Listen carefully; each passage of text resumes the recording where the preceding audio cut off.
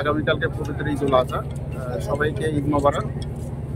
পবিত্র ঈদুল আজহা শান্তিপূর্ণভাবে উদযাপনের জন্য চাঁদপুর জেলা পুলিশের পক্ষ থেকে সার্বিক নিরাপত্তামূলক ব্যবস্থা গ্রহণ করা হয়েছে। আমরা লঞ্চঘাট কেন্দ্রিক নিরাপত্তামূলক ব্যবস্থা গ্রহণ করেছি। লঞ্চঘাটে বিশেষ করে নৌ পুলিশ, কোস্টগার্ড সহ বিআরডব্লিউ সহ সবার সমন্বয়ে একটা যৌথ পরিকল্পনা গ্রহণ করা হয়েছে।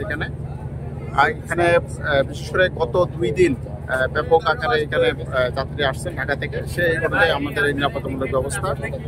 এখানে উল্লেখযোগ্য এরকম কোনো ঘটনা এখনো পর্যন্ত আমরা সংবাদ পাইনি।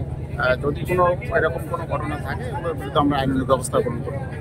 আর শহরে যানজটকে নিরসন করার জন্য এখানে জেলা পুলিশের পাশাপাশি এখানে স্থানীয় যারা বিভিন্ন রাজনৈতিক দলের নেতৃবৃন্দ থেকে শুরু করে বিভিন্ন কর্মী এবং স্কাউট এবং আরও অনেকে এখানে সহযোগিতা করছেন। সবার সম্মিলিত সহযোগিতায় আমরা শহরকে যানজট মুক্ত করতে সক্ষম হয়েছি।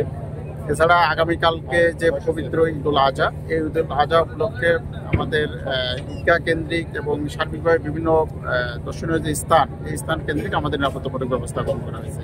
আমি আশা করব ইনশাল্লাহ আগামীকালকে পবিত্র ঈদুল আজহা থেকে শুরু করে ঈদ পরবর্তী সময় অত্যন্ত সুন্দর এবং শান্তিপূর্ণভাবে উদযাপিত হবে এবং সবাই নির্বিঘ্নে যার যার গন্তব্যে যেতে পারবেন।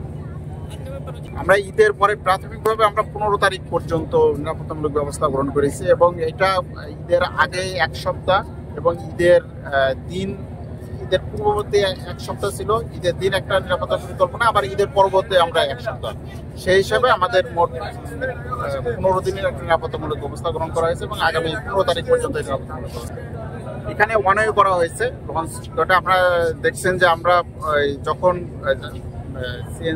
বিভিন্ন পরিবহন যেগুলো আসতেছে, বিশেষ করে সিএনজি বা অটো যেগুলো আসতেছে, এক পাশ দিয়ে আসতেছে আর এক সাইড দিয়ে বেরোয় যাচ্ছে। এছাড়া এখানে যাত্রীদেরও যাতায়াতের জন্য যে ব্যবস্থা ছিল, এই ব্যবস্থাগুলো কিন্তু সব খুলে দেওয়া হয়েছে, যার ফলে যাত্রীরা নির্বিঘ্নে চলে যেতে পারছে।